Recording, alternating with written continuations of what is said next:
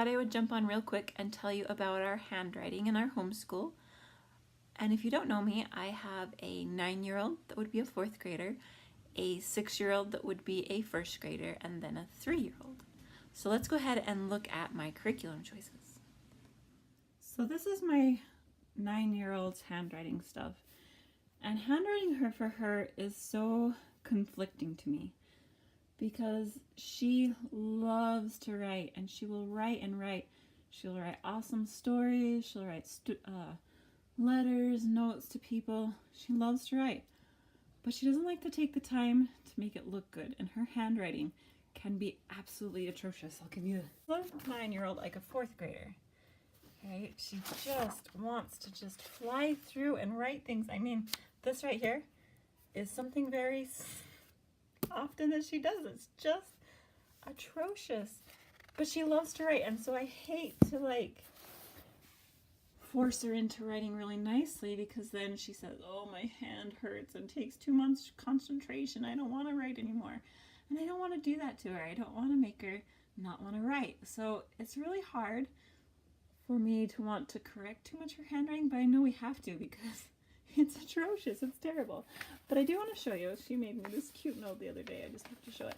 And it's getting better. So when she focuses and really tries to write, it's actually readable, and I'm really proud of her for trying harder. So I'm going to do 2 different handwriting curriculums with her. The first one is just more for practice, independent on her own. I bought The Good and the Beautiful Handwriting by Jenny Phillips, but I bought the PDF, which you can print at home, and then I just got it spiral bound at the copy center near us. And it's just more of a review and a practice. I feel like it doesn't really teach you how to write handwriting. I mean, it does have the little lines and the numbers to follow, but my kids totally just blow them off and don't even care and write them how they want to. So I feel like at least they're tracing, writing their own, practicing it, and then it always has this cute picture to either draw or color at the bottom, and she really likes that. So this is just something that I put into her school box, and she can work on it independently and hopefully learn how to write a little bit clearer in her print. But the second thing that I really want to do with her, and I'm hoping that maybe this is where we can focus our beautiful handwriting on, is cursive.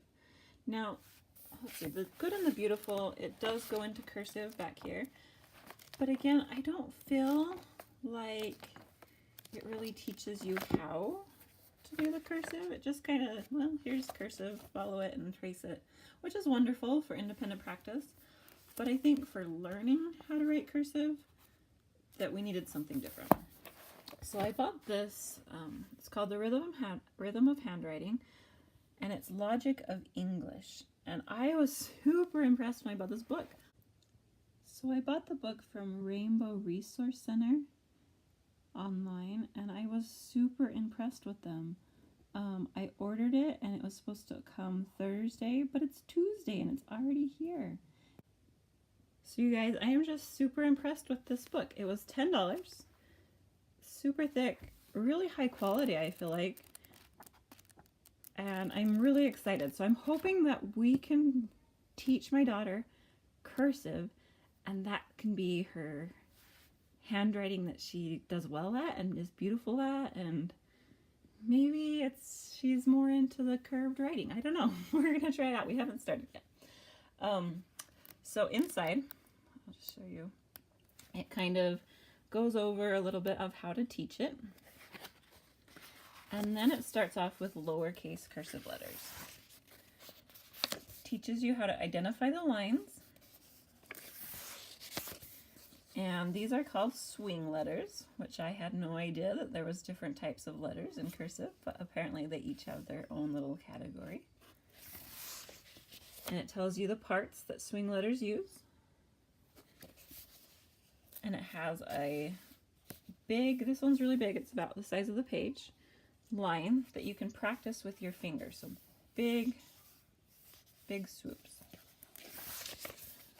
And then it tells you exactly how to make it. So the I, you swing up to the midline, down to the baseline, pick up a pencil, and dot it for the I. And then the same for the T is a little bit different. And then they have, again, this really big line right here that they can practice with their finger on. And then it goes on to practice a lot. And I think that that is what she needs. She's really good at tracing, but she just needs that independent practice over and over and over again. And I think sitting down with her to do this one is going to work the best, because I need to tell her exactly how to do it and where to start. Swing up to the midline, down to the baseline, pick up the pencil, and dot.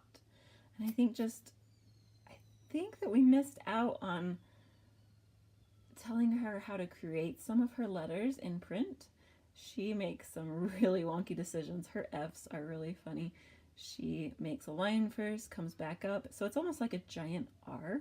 It has that little extra spot at the top with when she makes her F's. And I think we just missed out on telling her how to form those letters. And I hope that as we start cursive, and she's kind of had a little bit of a introduction to it, but I hope that we can just start from scratch and just really learn the true strokes of cursive. And hopefully that's something that she will learn to love. Anyway, so it just goes through and it just gives a ton of practice.